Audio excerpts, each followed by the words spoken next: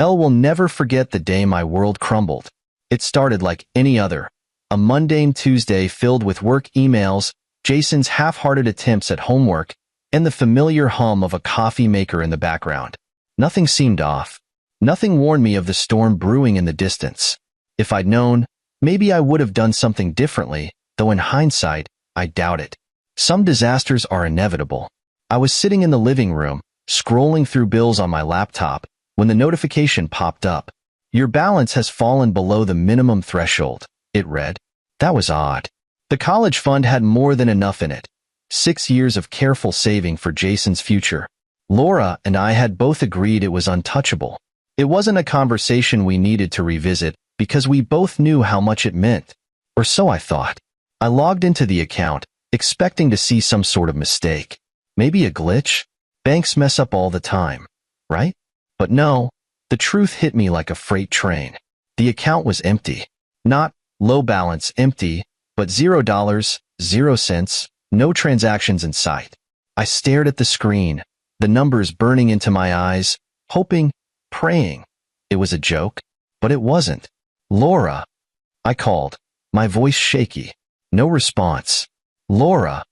I tried again, louder this time, but the silence that answered was deafening. She wasn't home.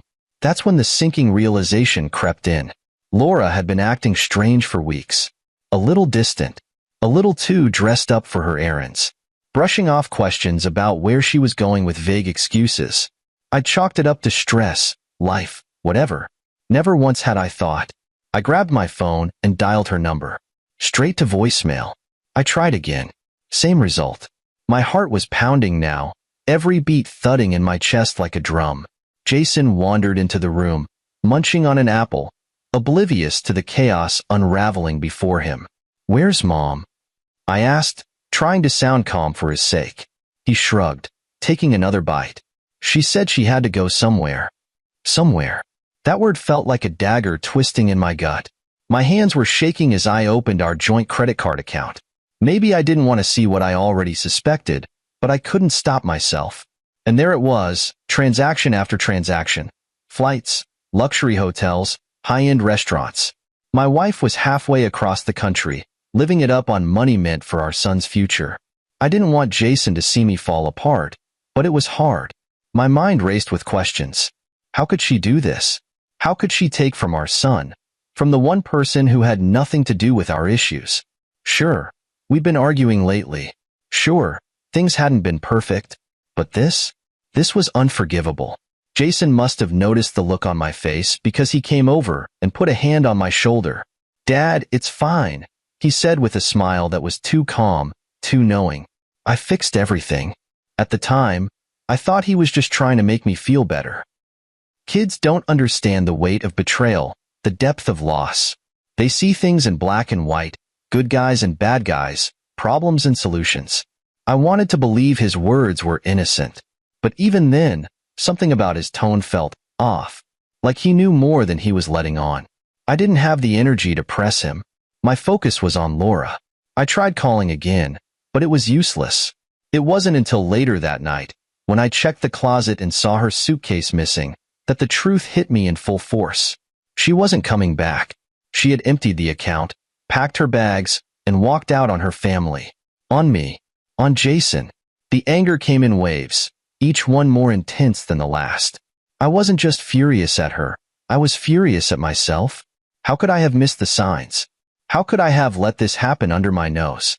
Every transaction, every lie, played on repeat in my mind like a cruel movie I couldn't turn off. Jason stayed quiet most of the evening, watching me with that same calm expression. When he finally went to bed, I sat alone in the dark, replaying the last few months, trying to find answers. But there weren't any.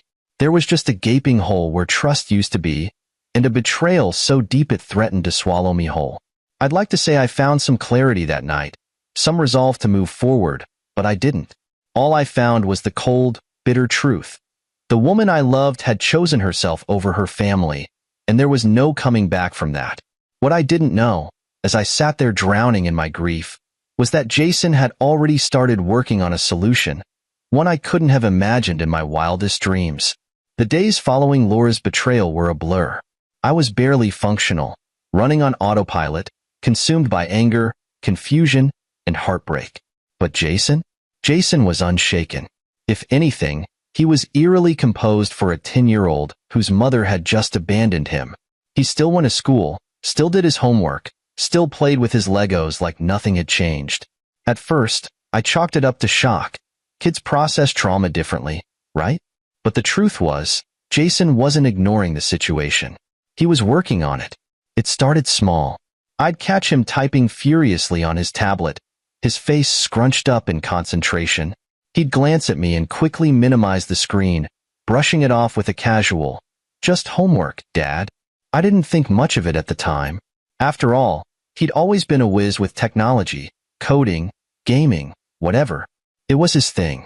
But then there were the whispered phone calls. "Who are you talking to?" I asked one evening, catching him in the kitchen with the phone pressed to his ear. He looked startled, like a deer caught in headlights. Nobody," he said, shoving the phone into his pocket and hurrying out of the room. I didn't press him. I figured he was talking to a friend, or maybe even a counselor from school. Everyone handles grief differently, I told myself. Maybe this was his way of coping.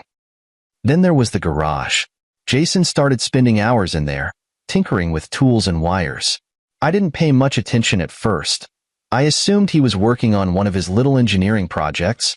He'd always been good at building things. Robots, model planes, stuff like that. But one night, curiosity got the better of me. I wandered into the garage to see what he was up to, and what I found stopped me cold. There was a whiteboard covered in diagrams, equations, and flowcharts.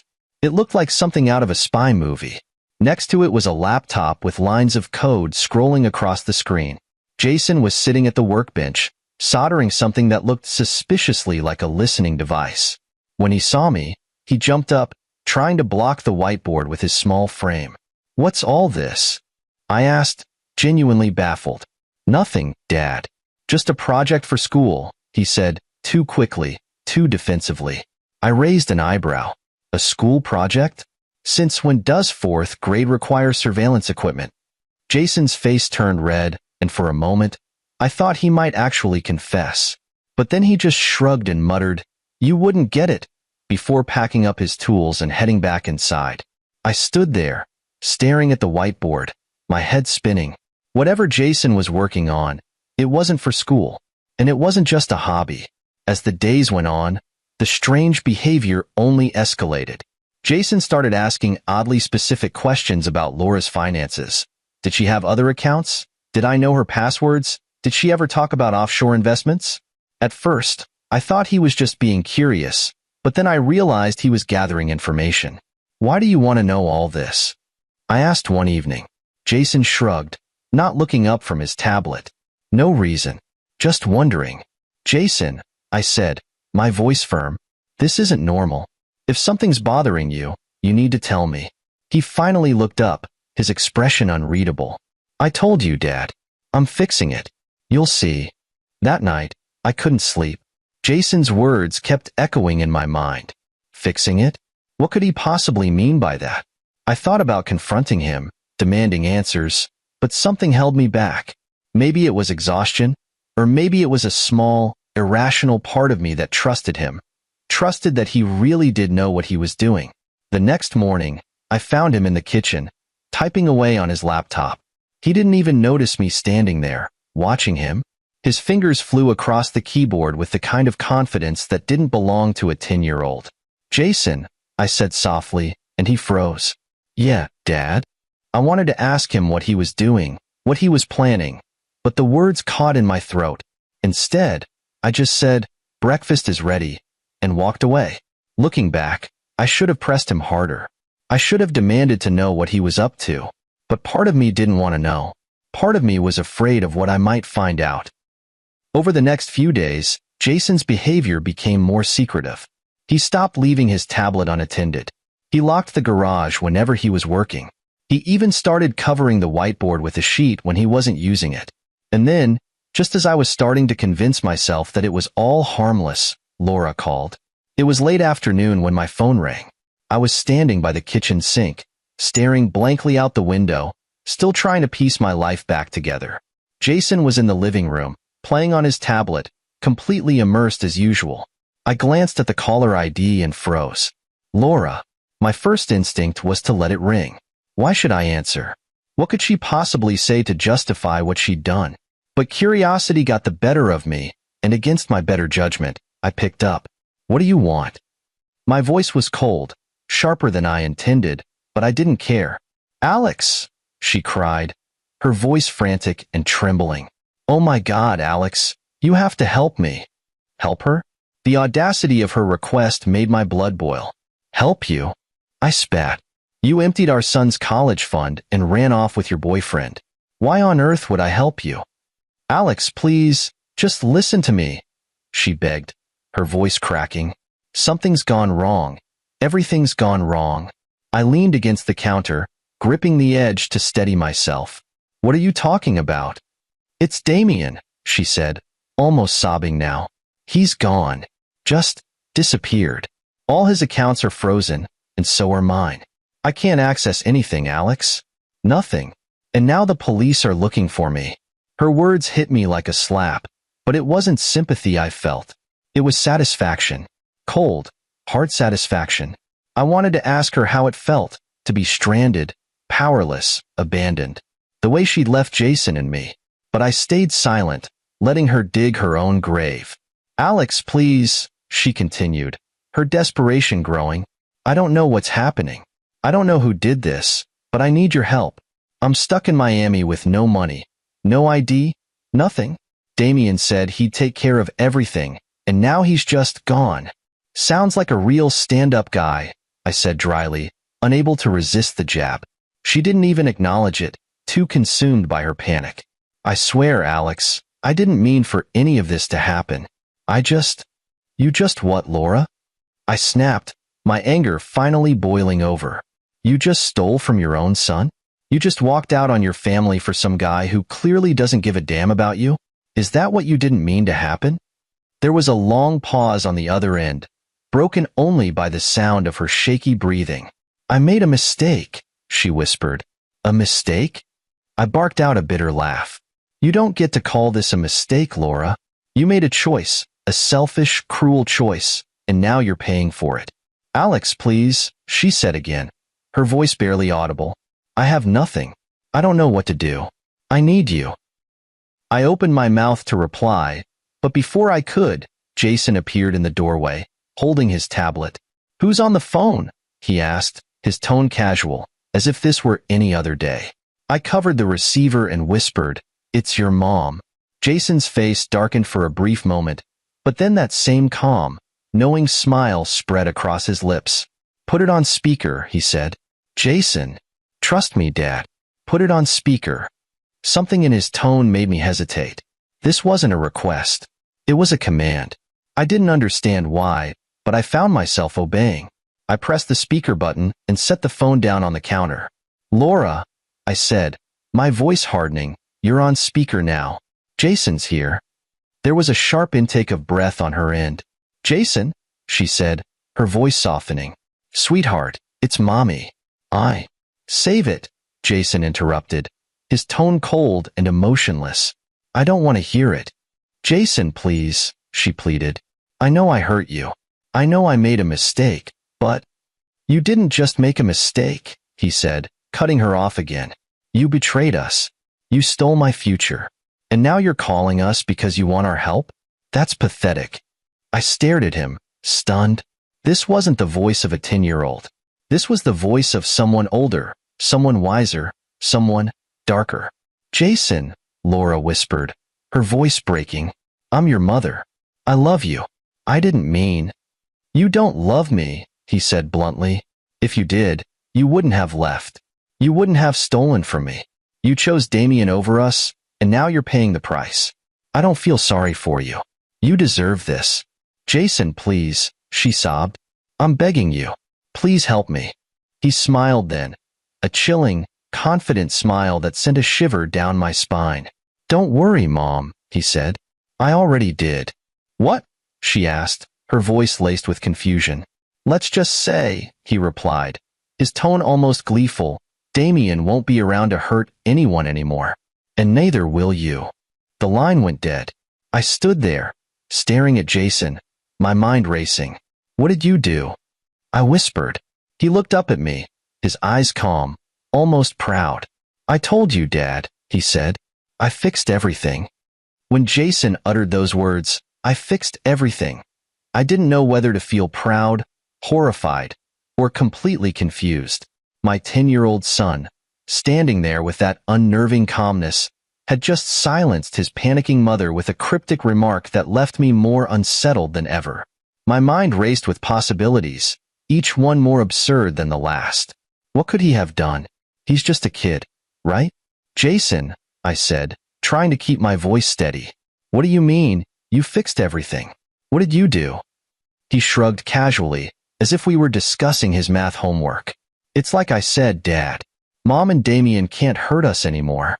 I felt my stomach twist into a knot. Jason, this isn't a game. You need to tell me exactly what you've done. He sighed, like a parent indulging a child's endless questions, and motioned for me to follow him into the living room. Okay, fine. I'll show you. We sat down on the couch, and he opened his tablet. The screen lit up with a dizzying array of charts, bank statements, and what looked like coding scripts.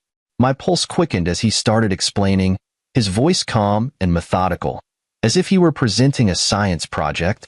Remember how Mom drained my college fund? He began. Well, I figured if she could take the money, I could take it back. I stared at him, speechless, as he pulled up a series of bank transactions. Sure enough, the $50,000 Laura had stolen was back in the account. Not just sitting there, but reorganized and invested in a way that made my head spin. How did you? I stammered. Easy, he said, as if hacking into bank accounts was as simple as tying his shoes. Mom wasn't exactly careful with her passwords. I just used the ones she saved on her phone to access her accounts. Damien's, too. He wasn't any smarter.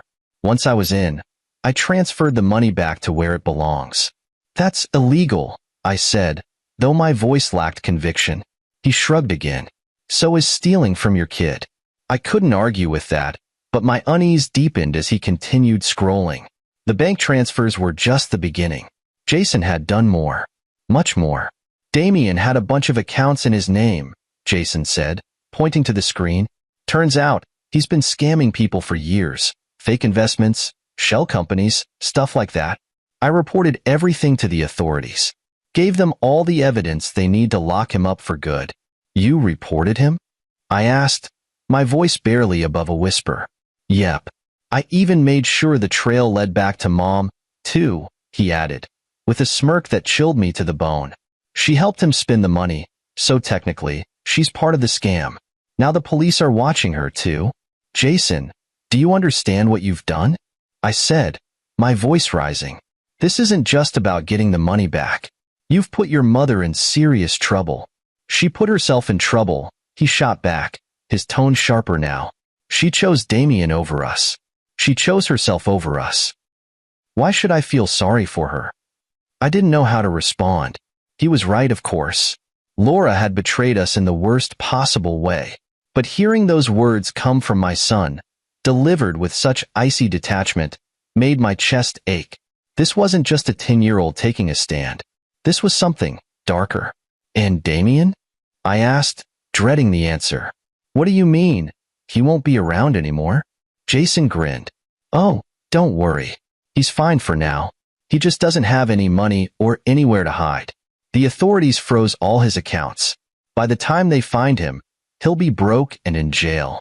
The casual way he said it, as if destroying a man's life was no different than squashing a bug, sent a shiver down my spine. Jason, I said, choosing my words carefully, why didn't you tell me about this before? Why didn't you let me handle it? He looked up at me, his expression suddenly softer. Because I knew you wouldn't do anything.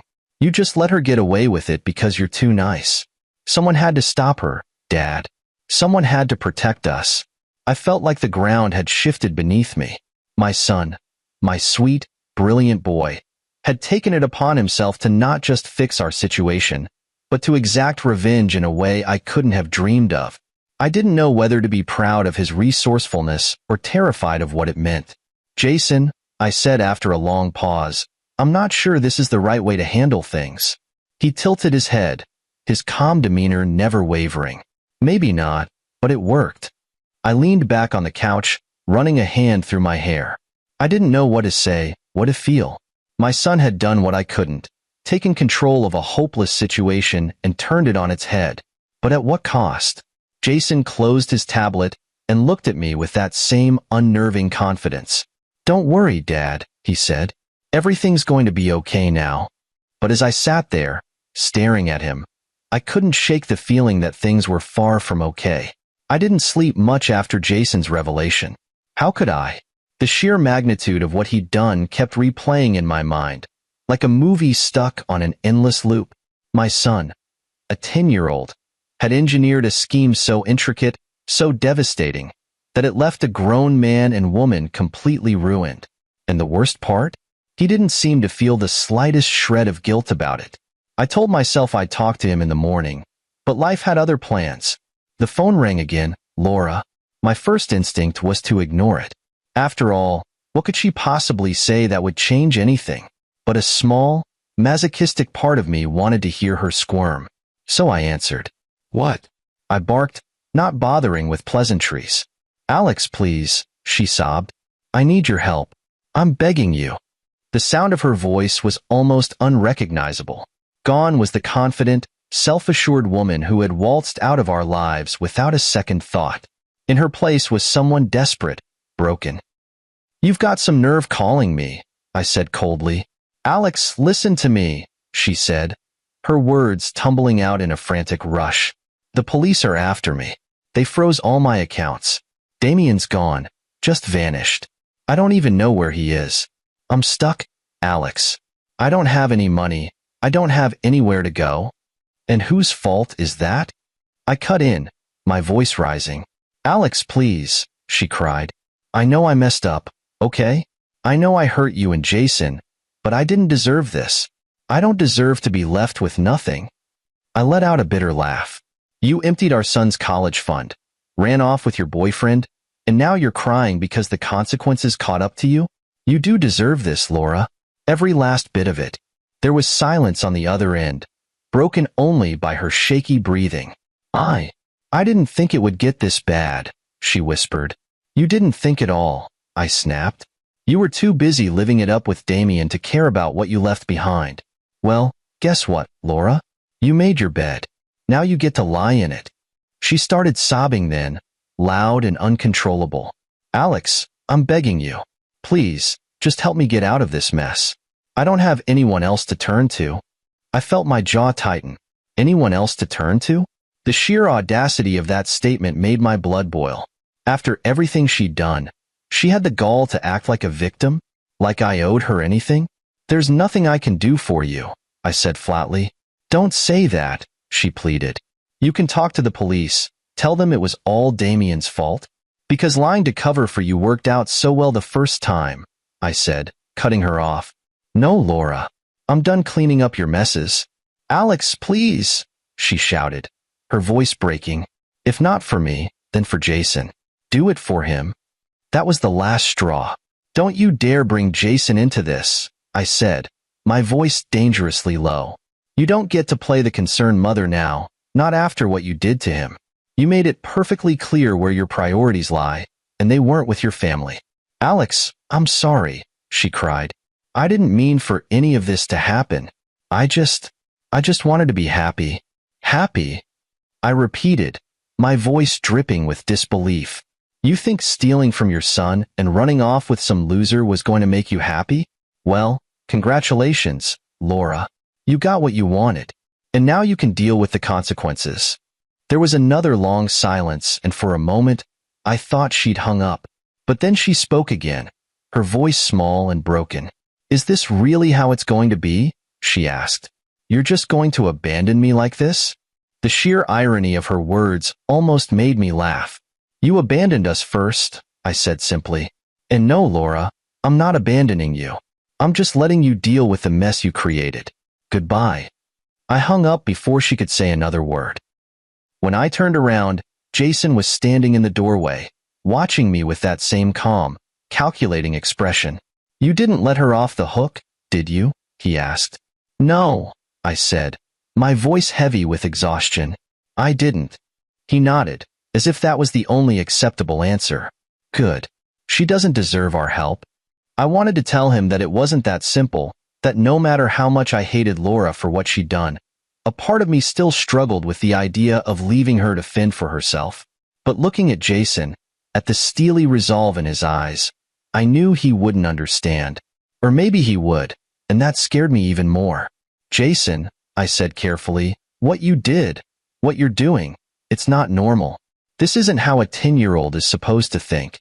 "I'm not a normal 10-year-old, he said bluntly. I didn't have an answer to that. If there's one thing I've learned, it's that people like Damien don't just roll over when they're cornered. They lash out. They make noise. They take down as many people as they can on the way down. That's exactly what happened next. It started with a phone call. Not from Laura this time. No, I'd blocked her number. This one came from a number I didn't recognize. Against my better judgment, I picked up, thinking maybe it was the authorities finally catching up to Damien. "Alex," the voice growled on the other end. Low, dangerous, and filled with venom. "You think you're so clever, don't you?" I froze. "Damien, Damien," I said, my voice flat. "Shouldn't you be in hiding by now?" He let out a humorless laugh. "Oh, I'm in hiding, all right. Thanks to you and your little brat. You think you can ruin my life and just walk away?" I glanced toward the living room where Jason was sitting on the floor, calmly assembling a model car as if nothing in the world could touch him. For a moment, I considered denying everything, playing dumb. But what was the point? Damien already knew. "You got what you deserved," I said, keeping my tone even. "You stole from my family. You didn't think there'd be consequences?" "You don't know who you're dealing with," he snarled. "You think this is over? It's not over. Not by a long shot." "What are you going to do, Damien?" I asked, my patience wearing thin. "You're broke. You're wanted. You're finished." "Maybe," he said, his voice chillingly calm. "But I'm not going down alone. I know where you live, Alex. I know where your son goes to school. And if you think I'm just going to sit back and let you ruin me, you're dead wrong." My blood ran cold. He wasn't bluffing. Damien was many things. A liar, a thief, a coward. But he wasn't the kind of man to make empty threats. "You stay away from my son," I said, my voice shaking despite my best efforts. "Or what?" he taunted. "You gonna sick your little hacker on me again? Go ahead. Let's see how far he's willing to go." I hung up before he could say another word. My hands were trembling as I set the phone down on the counter. For a moment, I just stood there, staring at it, trying to process what had just happened. "Who was that?" Jason asked, his voice startlingly calm. "Damien," I said, turning to face him. "He knows what you did, and now he's threatening us." Jason didn't even flinch. "Let him try," he said, his tone so cold it sent a shiver down my spine. "Jason, this isn't a game," I said, kneeling down in front of him. "This man is dangerous. We need to call the police." "No," Jason interrupted, his voice firm. "The police won't do anything until it's too late. But I can handle this." "Jason." "Dad," he said, cutting me off again. "Trust me. I've got this." I wanted to argue, to tell him that this was too much for a 10-year-old to handle, that it wasn't his job to protect us. But the look in his eyes stopped me. It wasn't the look of a scared child. It was the look of someone who had already made up his mind. That night, Jason disappeared into the garage again, locking the door behind him. I didn't have the energy to stop him. I stayed up, pacing the living room, replaying Damien's words over and over in my head. Every noise outside made me jump. Every shadow felt like a threat. It wasn't until well past midnight that Jason finally emerged. He looked tired but satisfied, a small smile tugging at the corners of his lips. "It's done," he said simply. "What's done?" I asked, dread pooling in my stomach. He handed me his tablet, and my heart sank as I read the screen. He'd tracked Damien's location using some kind of GPS spoofing software. Not only that, but he'd hacked into Damien's burner phone, recording every threatening message he'd sent. And then, to top it all off, Jason had sent an anonymous tip to the authorities with all the evidence they needed to arrest Damien. "Jason," I said, my voice a mixture of awe and disbelief, "do you have any idea what you've just done?" "I stopped him," he said matter-of-factly. "He can't hurt us now." I wanted to believe him. I wanted to believe that this was the end of it, that Damien would be caught and we'd finally be safe. But deep down, I knew better. People like Damien don't give up that easily. Sure enough, the next morning, I woke up to find a brick through our front window. Attached to it was a note, scrawled in messy, angry handwriting. "This isn't over." Jason found it before I did. He read it, crumpled it up, and tossed it in the trash without a word. "Jason," I said cautiously, "maybe we should leave. Go somewhere safe until this blows over." He looked up at me, his expression calm and unshaken. "We don't need to run, Dad. I have one more move to make." I stared at him, my heart pounding. "What do you mean, one more move?" He smiled then, a small, chilling smile that sent a shiver down my spine. "You'll see." I couldn't shake the unease that came with Jason's words. "You'll see." He said it so casually, so confidently, as if the chaos that had taken over our lives was nothing more than a game he was determined to win. But this wasn't a game. Not for me.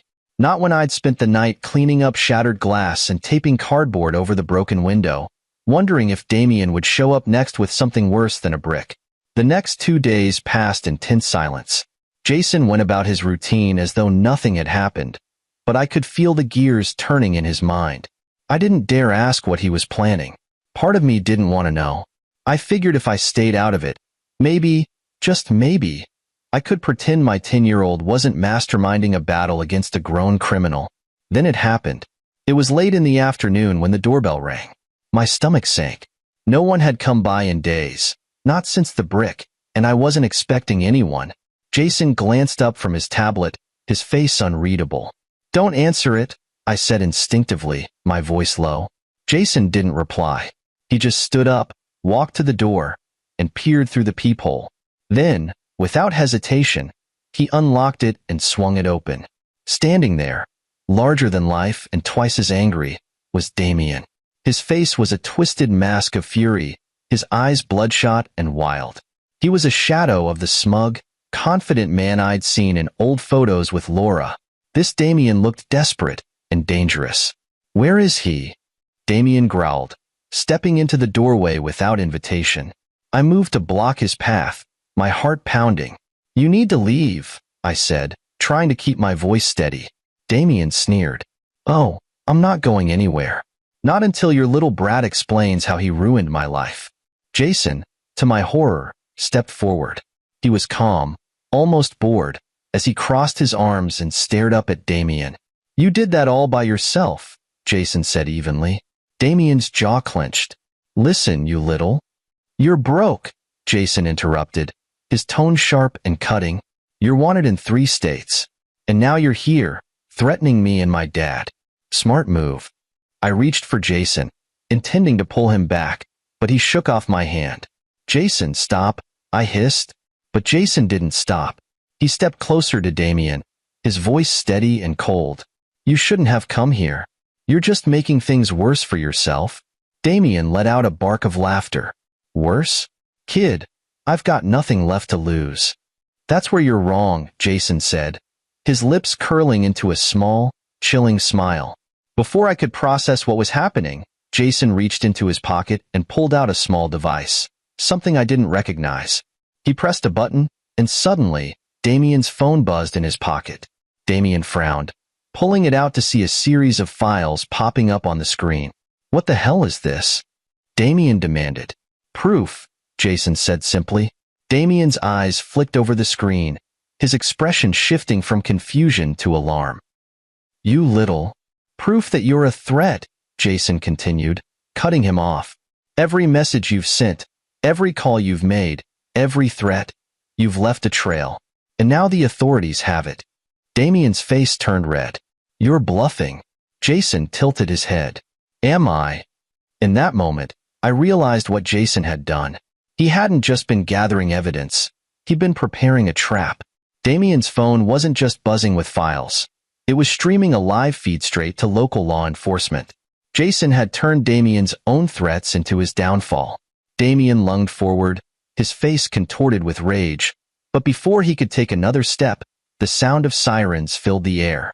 Jason didn't flinch. "That'll be for you," he said calmly. Damien froze, his eyes darting toward the window. The flashing blue and red lights confirmed it. He turned back to Jason, his face a mix of fury and panic. "This isn't over," he spat. "Yes, it is," Jason replied, his voice cold and final. The police burst through the door moments later, their guns drawn. Damien didn't resist. He knew it was over. As they hauled him away, I stood there in stunned silence, trying to process everything that had just happened. Jason turned to me, his expression unreadable. "I told you I had one more move," he said quietly. "Jason," I said, my voice shaking, "do you have any idea how dangerous that was? He could have hurt you. He could have hurt both of us." "But he didn't," Jason said, his tone matter of fact. "And now he's gone." I wanted to yell at him, to demand answers, to make him understand that this wasn't normal, that this wasn't okay. But all I could do was stand there, staring at the boy who had just outmaneuvered a grown criminal. Jason looked up at me, his eyes calm but tired. "It's over now, Dad. We're safe." But as I stood there, watching the police car disappear down the street, I couldn't shake the feeling that nothing about this was safe. The house was eerily quiet after Damien's arrest. The chaos, the threats, the lingering fear, all of it seemed to dissipate in an instant. But the silence wasn't comforting. It was heavy, suffocating, and filled with unspoken questions.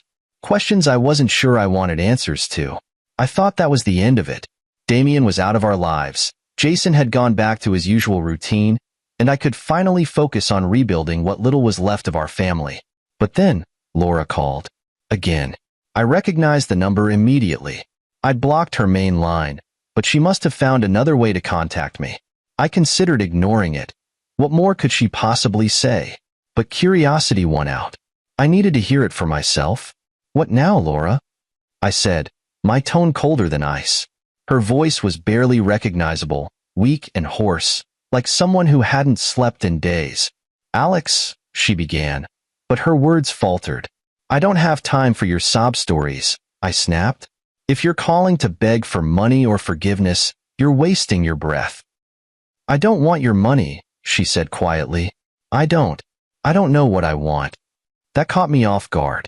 For the first time since this nightmare began, there was no arrogance in her tone, no entitlement.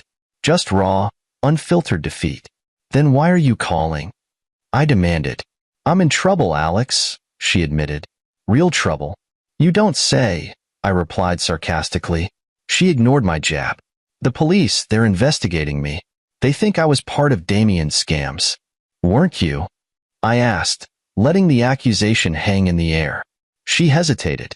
"I didn't know what he was doing at first," she said, her voice trembling. "But by the time I figured it out, it was too late. I was already tied to everything. And now they're freezing my accounts, seizing my assets. I have nothing, Alex. Nothing." "That makes two of us," I shot back. "Or did you forget that you wiped out Jason's college fund to finance your little adventure?" "I was stupid," she admitted, her voice breaking. I thought Damien loved me. I thought he'd take care of me." I let out a bitter laugh. "And how's that working out for you?" She didn't respond. The silence on the other end spoke volumes. "Why are you calling me, Laura?" I asked again, this time softer, though no less firm. "Because you're all I have left," she said quietly. "You and Jason." Her words hit me like a punch to the gut. Not because they moved me. No, far from it. But because of how delusional they were. "You don't have us," I said firmly. "You lost us the moment you chose Damien over your family." "Alex, please," she begged, her voice cracking. "I made a mistake. I know I messed up, but I'm still Jason's mother. I need a second chance." "Second chance?" I repeated, incredulous. "Laura, this isn't some minor slip-up. You stole from your own child. You abandoned him for a man you barely knew. And now that your perfect little fantasy has come crashing down, you want to come crawling back? No, absolutely not." Her sobs filled the line, but I didn't waver. I couldn't. "Alex, I don't have anywhere else to go," she said, desperation seeping into every word. "That's not my problem," I replied coldly. "What about Jason?" she asked, her voice trembling. "Doesn't he deserve to have his mother in his life?" "Jason doesn't need you," I said bluntly. "He's done more for this family in the past 2 weeks than you ever have. And he's done it without you. We don't need you, Laura. Not anymore." The line went silent. For a moment, I thought she'd hung up. But then she spoke, her voice barely above a whisper. "So that's it?" she asked. "You're just going to turn your back on me?" I let out a bitter laugh. "You turned your back on us first, and now you're reaping what you sowed." She didn't respond. I heard her breathing, shaky and uneven, and then the call disconnected. When I turned around, Jason was standing in the doorway, watching me with that same calm expression he always wore. "Was that Mom?" he asked. I nodded. What did she want? "To come back," I said simply. Jason didn't flinch. "Did you tell her no?" "I did." He nodded, satisfied. "Good. She doesn't deserve to come back." I wanted to tell him that it wasn't that simple, that forgiveness was supposed to be part of the process. But looking at him, so composed, so sure, I couldn't bring myself to say the words. Maybe he was right. Maybe some things really were unforgivable. In the days that followed, I couldn't stop replaying everything Jason had done, everything he had orchestrated. It was impossible not to marvel at his brilliance. A 10-year-old had managed to outwit grown adults, dismantle a criminal scheme, and save his family from ruin, all while keeping an unnerving level of composure. It was impressive, no doubt about it, but it was also terrifying. Jason didn't act like a normal child. He didn't respond to situations with fear or hesitation. Instead, he calculated, strategized, and executed with precision. It was as if every decision he made was part of a grand chess game only he could see.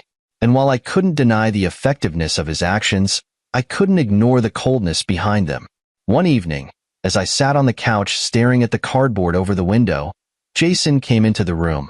He had that same calm, confident expression he always wore, but there was something different about his eyes, something heavier. "Dad," he said, sitting down beside me, "are you mad at me?" The question caught me off guard. "Mad at you? For what?" "For everything I did," he said simply. "For going after Mom and Damien. For not telling you."